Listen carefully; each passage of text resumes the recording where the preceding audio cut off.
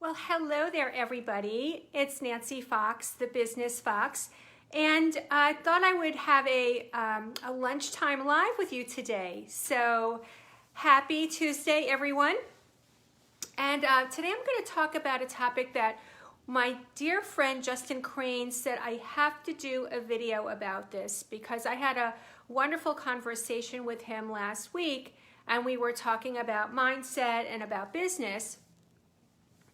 And then we got into a whole conversation about money, and he asked me this question about why people can achieve a certain level of success financially, and they stay stuck at that point, and they can't seem to break free of that. They can't seem to move beyond that. And I said, well, it's really interesting, and that really what that is it's what I call the money set point syndrome. And he goes, what's that? I said, well, the money set point syndrome is why your money set point will not let you make more money, even if you want to make more money, even if you have a great strategy for your business or your career, or even if you hustle harder. So I want to share a little bit about what this money set point is, how people fall prey to it, and what we can do to get out of it and break free of it. So I'm going to start with a story. I'm going to give you the story of a dear friend of mine. She was a very interesting young lady. She actually made a huge amount of money. She was one of the first female traders on the stock exchange floor, and she made a huge amount of money by the time she was 19 years old. And she made all this money, and she was having a great old time, and she blew it all, right? She blew all the money, and she really learned her lesson. And she went on and she created a great business, and she made more money, and she made all the money. And then what she did, she was engaged to be married. Her mother got sick. Her mother was in a foreign country. She had to go visit her mother. What she did was she put all of her money in trust with her fiance so that he could handle all of her business dealings while she was gone, because it was going to be an extended trip. And while she was gone, he stole all her money, and she was penniless again. So that's an example of someone having a money set point. There was like this thing going on subconsciously for her that as soon as she made a lot of money, she was going to lose it all. Now, she never really found out exactly why, because at the time she just kept explaining it like it was circumstantial, but I knew that it was not. And one of my clients had a very interesting money set point situation. When she came to me, she'd been trying to hit the $1 million mark in her business for years. She would get up to about $500,000, $600,000. One year she even got up to $750,000, but she could never get to $1 million. And it wasn't until we looked under the hood, we got really deep with her whole in her mindset, and we went much deeper than she had ever done before, because she really didn't know what was causing it. She thought it was maybe she had the wrong strategy. She was doing things, maybe she wasn't working hard enough. And I said, no, it's not that, because you're working very hard. In fact, you're working way too hard, and something is up with this. So we looked under the hood, and it turned out that when she was a little girl, her father told her, she remembered her father saying things like, millionaires are cheats. And she also heard that the more money you make, the more taxes you pay. So she didn't really remember any of this consciously, but when we dug under and we went into sort of the subconscious part of her mind, these messages that she kept hearing about what millionaires are like, and that you're going to just pay more taxes, she just had this internal resistance to making $1 million, not consciously, but subconsciously.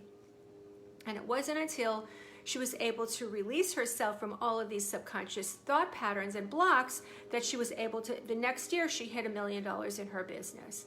So this is sort of this is not unusual. It's sort of like very much what happens to lottery winners when they make all this money, and then if they do analyses of people who make millions of dollars in the lottery, and within a few short years they're penniless, broken, even poorer than they were before they won the lottery. And this is really all because none of us came out of the womb having a relationship with money. None of us we didn't have any thoughts about money. We didn't have any feelings about money. We didn't have any fears about money. We didn't have any resistance about money.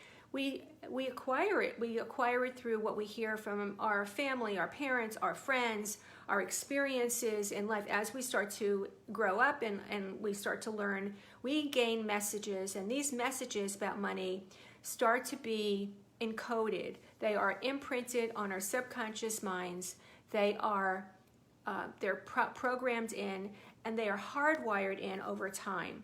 And by the time we are adults, these belief systems and these relationships with money are so hardwired in that no matter what we think about consciously, no matter what we desire consciously, it's very difficult to override the programming unless you know how.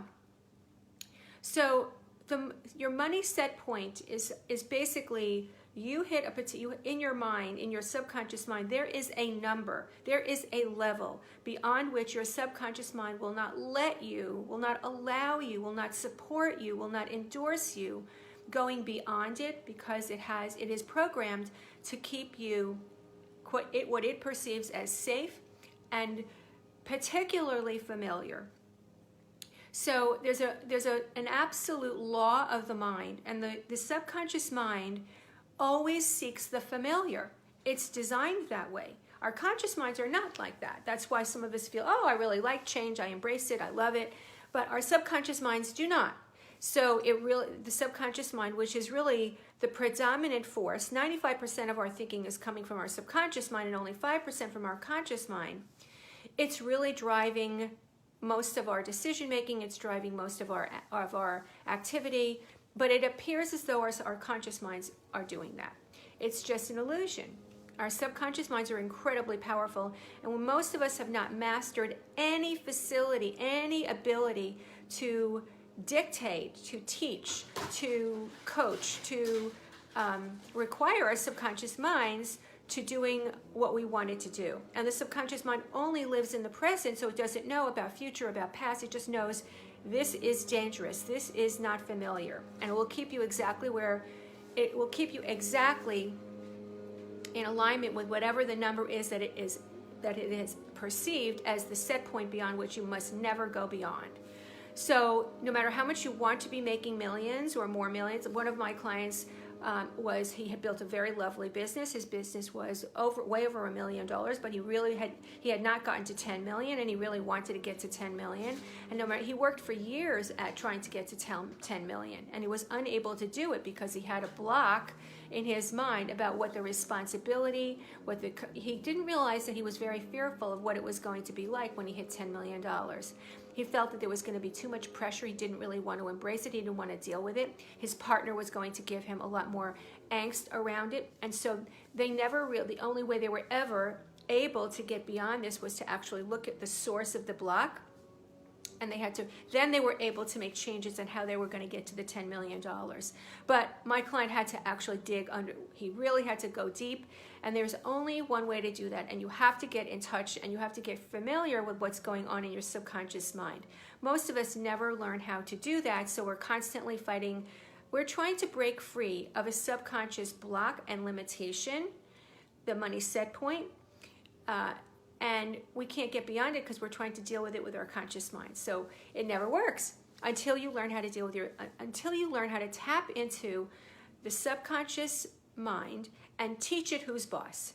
And that's what I think is so incredibly powerful. So what do we do about this? Well, first of all, we have to realize that especially when it comes to money, money has a very, very emotional component for most of us. It drives a lot of fear, it drives a lot of worry, it drives a lot of guilt. It drives a lot of emotions, and most of them are not good ones, not happy ones, not fun ones, not joyful ones. So we really have a lot of work to do to teach our subconscious minds how to relate to money, and we have to deactivate the old programming, wipe the slate clean, wipe the programming clean, and then reinstall new programming. It's like a computer board. Most of us are trying to deal with our money set points with the computer keyboard. But really where the problem is on the motherboard, and we never get there. So how do we do that? Well, the first thing is we have to, number one, recognize that your conscious mind is not the same thing as your conscious mind, and that you have a blind spot about your money set point, that you don't know what it really is, and you don't really know what's causing it. So the first thing is to start to become aware that you have some blind spots and be willing to go to work on them. The second thing is you have to learn how to tap into your subconscious mind. You cannot do this just by having thoughts or just by thinking, or it just doesn't happen. You have to actually change the level of your brain waves. So your basic brain waves are happening, your logical mind is working with beta brain waves. So I know I'm going into a little neuroscience here, so forgive me. I'm not a neuroscientist, but I've studied a lot about it. Basically, your logical mind is at the beta level, and your subconscious mind is happening on the border of alpha and theta. That's where you're able to really tap into your subconscious mind, your brilliance, and all of the things that are your limiting programming is when you go into a deeper level of brain waves. So hypnosis allows you to get to the deeper brain waves and will allow you to see where the source of the block is, what this money set point really is at the very subconscious level.